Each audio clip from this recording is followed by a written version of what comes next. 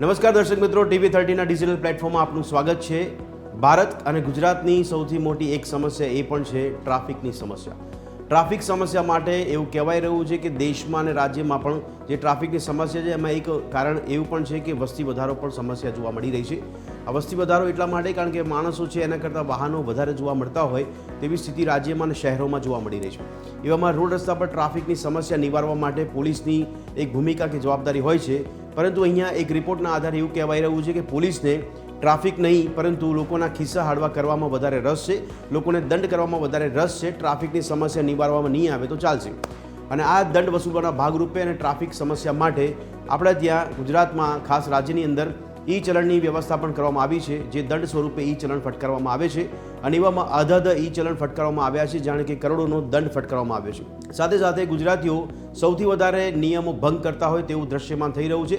ટ્રાફિકના નિયમો તોડનાર ગુજરાતીઓ પાસેથી અધધ કરોડો રૂપિયાનો દંડ વસૂલવામાં આવ્યો છે ઈ ચલણના નામે, અને હજી પણ કરોડો રૂપિયાનો દંડ વસૂલવાનો બાકી છે, એટલે કે ઉઘરાણા બાકી નીકળી રહ્યા છે। આ કરોડોમાં પહોંચી રહ્યો છે। આ જે દંડ છે તેની રકમ જો નોંધવા જઈએ તો એક નાનકડા શહેરનું જે બજેટ હોય એ બજેટ જેટલો દંડ વસૂલવામાં આવ્યો છે, જે સીધો ગયો સરકારી તિજોરીમાં, એટલે કે સરકારી તિજોરી છે તે પણ છલોછલ થતી જોવા મળી રહી છે।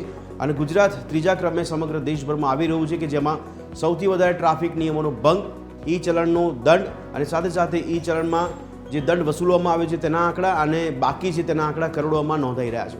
તો આજે ચર્ચા કરીશું, આપણે સમજવાનો પ્રયત્ન કરીશું કે ટ્રાફિકના નિયમોનો ભંગ કેમ કરવામાં આવી રહ્યો છે, ગુજરાતીઓ આ ટ્રાફિકના નિયમો ભંગ કરવામાં ખેનખા કેમ બની રહ્યા છે, ટ્રાફિક સમસ્યા નિવારવા માટે પોલીસ શું કામગીરી કરી રહી છે, અને સાથે સાથે હાઈકોર્ટે પણ તંત્રને ફટકાર લગાવી છે કે કાયદાનું અને નિયમોનું પાલન કરાવવામાં સખતપણે આવે।